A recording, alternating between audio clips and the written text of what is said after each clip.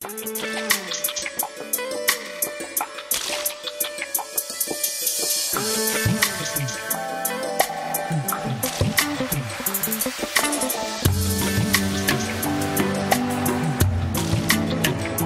tout le monde et bienvenue dans cette nouvelle vidéo.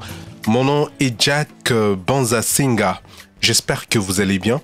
Aujourd'hui, nous allons voir comment créer un arrière-plan animé dans Fusion de DaVinci Resolve.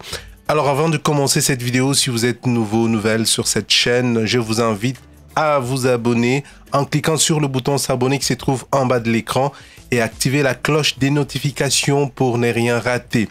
Voilà, donc c'est parti. Voilà, donc comme vous pouvez le voir, on est déjà dans le logiciel DaVinci Resolve. Alors ici, à gauche, dans la partie effet, nous allons tout simplement glisser-déposer la composition Fusion dans la timeline. Voilà, comme je suis en train de le faire. Et voilà, désolé. Voilà, il y a juste quelque chose qui est tombé. Je m'en excuse. Voilà. Alors, dans la timeline, comme vous pouvez le voir, hein, il y a la séquence fusion-composition. Voilà, qu'on vient tout simplement de glisser et de poser. Alors, la seule chose qu'on va faire maintenant, ça sera une fois que la séquence est sélectionnée, on va cliquer sur l'onglet fusion. Voilà.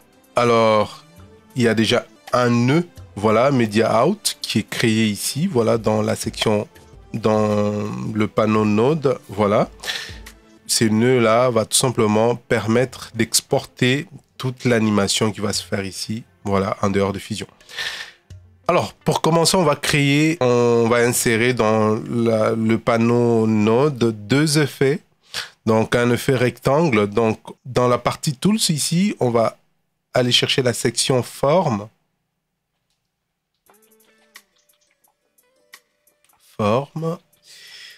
Alors, ça sera pas là, on va le trouver. Voilà, nous y sommes.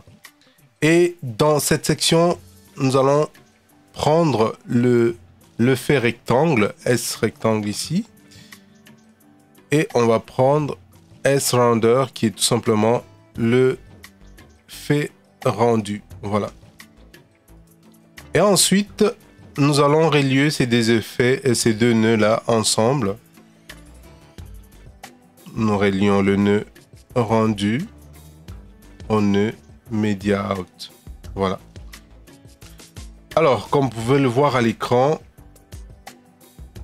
le nœud rectangle, on peut le voir, voilà, directement. Alors, sans le nœud render, qui est le nœud rendu, voilà, vous pouvez pas voir le résultat, hein, voilà, de l'effet rectangle ici. Voilà, vous pourriez pas voir ce rectangle là sans ce nœud là. Alors il est important quand vous choisissez un effet ici dans la section forme de toujours utiliser le nœud render. Voilà. Alors c'est fait. Alors le but ici, nous allons tout simplement d'abord, avant d'aller plus loin, au lieu d'avoir deux écrans comme vous pouvez le voir ici, on va juste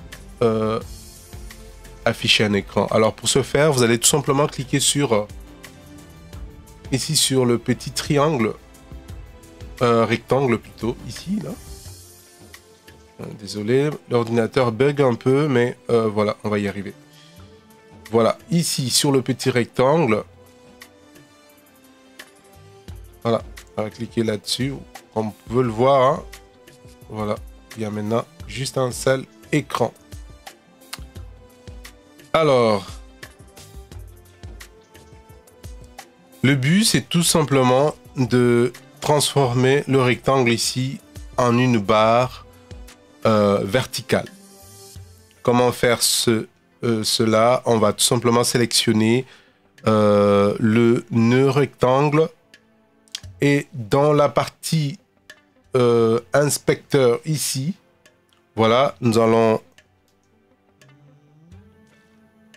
tout simplement modifier la largeur et puis la hauteur. Alors au niveau de la largeur, je vais tout simplement, voilà, vous déplacez le poignet ici, voilà, vers la gauche, jusqu'à obtenir, voilà, une barre, voilà, verticale. Puis ici, on va tout simplement allonger la barre, voilà, aux extrémités vers le haut et vers le bas. Comme ça. Alors, c'est fait. Maintenant, nous allons incliner notre barre. Alors, pour ce faire, nous allons utiliser l'angle. Puis voilà. Et voilà. Donc, en -26, ça devrait être correct. Et ensuite, nous allons déplacer, en utilisant l'axe X ici, déplacer la barre vers la gauche. Voilà, comme ceci.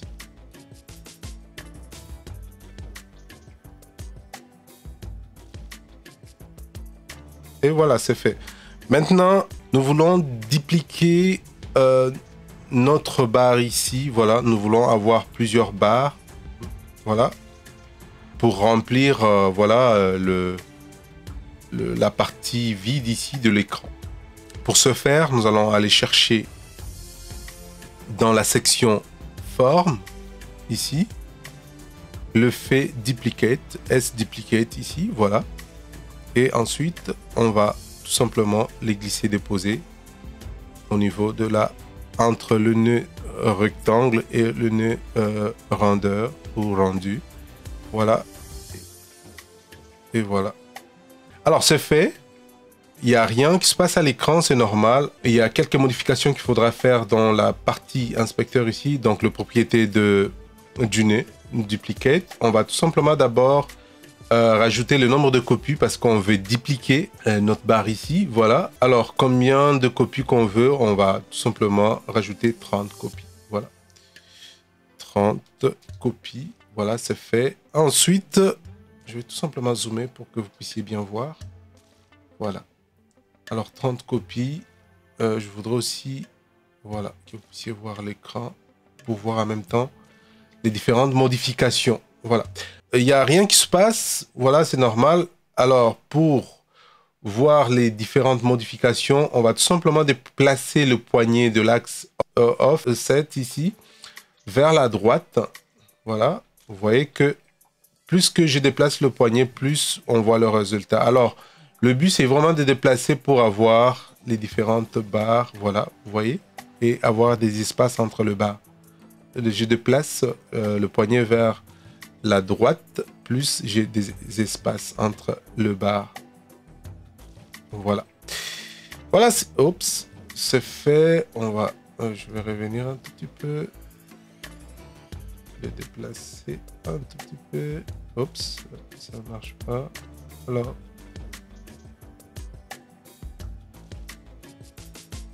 Voilà. C'est bon. Comme ça.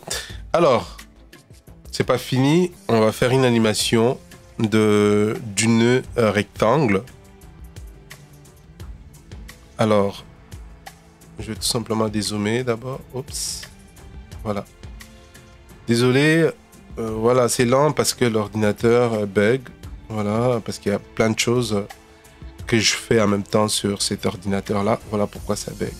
Alors, je vais tout simplement sélectionner le nœud rectangle ici. Ensuite, dans la timeline ici, je vais, assurez-vous, hein, on va placer la tête de lecture au début, donc au tout début. Et ensuite, ici, dans le propriété du nœud, on va tout simplement créer une clé. Voilà, alors pour créer une clé d'animation, on va tout simplement cliquer sur le petit losange. Voilà. Dès que vous cliquez dessus, voilà, la clé s'est créée à l'endroit où vous avez placé la tête de lecture. Alors, maintenant, nous allons déplacer la tête de lecture vraiment vers la fin. Donc, à la 120e image. Voilà. Maintenant, on va déplacer tout simplement la barre, donc le nœud rectangle, qui est la barre ici, vers la gauche. Voilà. Je vais prendre l'axe X, voilà. Je la sélectionne et ensuite, je peux le déplacer. Voilà. Maintenant, si on clique sur le bouton Play, donc l'animation est créée.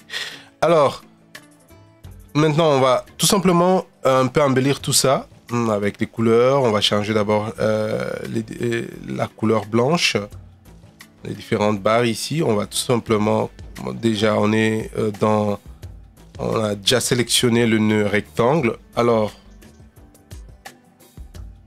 nous allons diriger dans l'onglet style ici, voilà. Et ensuite, je vais cliquer sur couleur. Dans la palette qui va bientôt s'afficher, la palette de couleurs, voilà.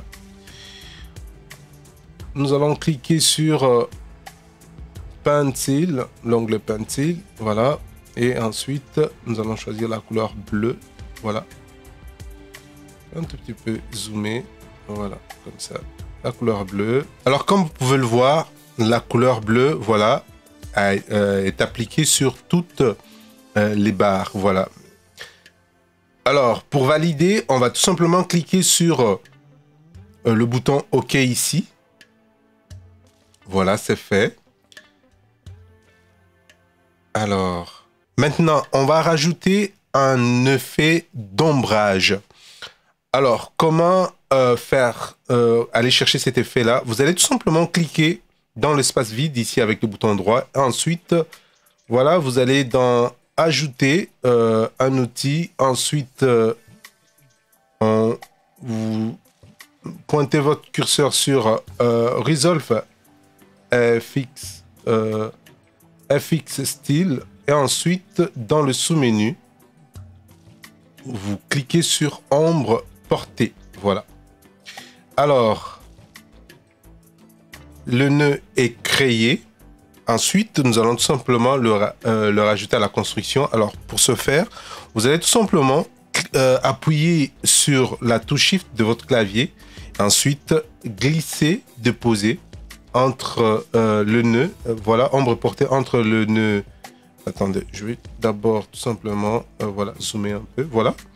Vous glissez, déposez le nœud en ombre portée entre le nœud render et puis media out, voilà, comme ça, voilà, jusqu'à obtenir la ligne bleue. Et ensuite vous relâchez la touche Shift de votre clavier et le bouton gauche, voilà. Comme vous pouvez le voir, vous voyez que même ici au niveau de l'écran, on peut bien voir l'ombre, voilà, qui vient d'apparaître à nos différentes barres ici, voilà. Maintenant, c'est fait, on va tout simplement rajouter un arrière-plan, voilà. Alors, pour ce faire, vous allez tout simplement cliquer sur le bouton ici, arrière-plan, voilà. Vous pouvez aussi aller les chercher tout simplement en cliquant dans l'espace vide. Voilà, dans le menu affiché, vous pointez tout simplement votre curseur sur ajouter un outil. Ensuite, dans le sous-menu affiché, vous pointez votre curseur sur générateur. Et dans le sous-menu, voilà, vous pouvez aller chercher arrière-plan. Voilà, donc on a notre arrière-plan. Maintenant, il va tout simplement nous rester d'ajouter notre arrière-plan à la construction. Pour ce faire, je vais défaire le lien ici entre le nœud ombre portée et puis le nœud media out. Voilà, tout simplement relier le nœud ombre portée au nœud background ou arrière-plan. Voilà, comme ceci. Oh, ça ne fonctionne pas. On réessaye parce que l'ordinateur bug un peu. Voilà, d'habitude ça fonctionne. Voilà, là c'est fait. Vous voyez que présentement il n'y a rien hein, au niveau de l'écran. Si je dézoome un tout petit peu, voilà, il n'y a rien. Alors, il va falloir tout simplement relier notre nœud merge ici au nœud media out. Voilà, comme ça. Et voilà, c'est fait. Comme vous pouvez le voir, hein, notre arrière-plan ici est tout noir. Alors, on va changer la couleur. On sélectionne le nœud background, l'arrière-plan.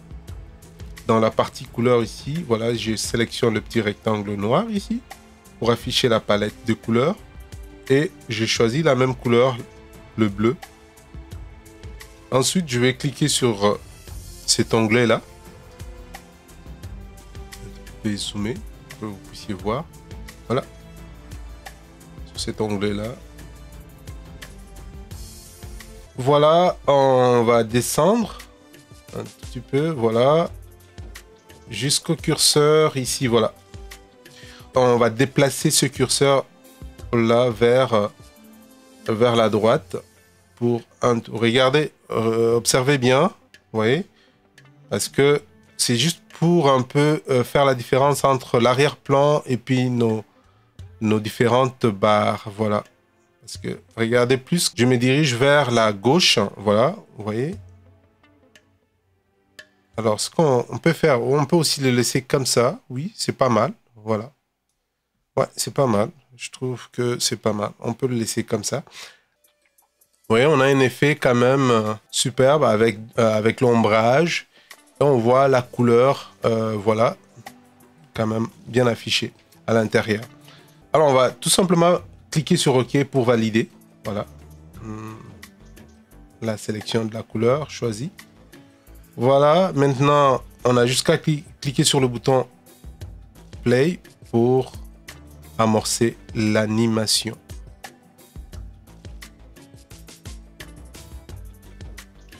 Voilà, c'est fait. On retourne dans l'onglet Montage. Vous voyez que l'animation est bel et bien visible. Voilà, ça c'est une des techniques, voilà, pour créer un arrière-plan animé. Voilà, c'est fait. C'est ce que je voulais vous montrer aujourd'hui. J'espère que cette technique de création de l'arrière-plan vous aura aidé. Et puis voilà, si vous avez des questions, voilà, laissez-les moi dans le commentaire. Et voilà, n'oubliez pas d'aimer, de partager la vidéo. On se voit très prochainement dans une autre vidéo. À très bientôt.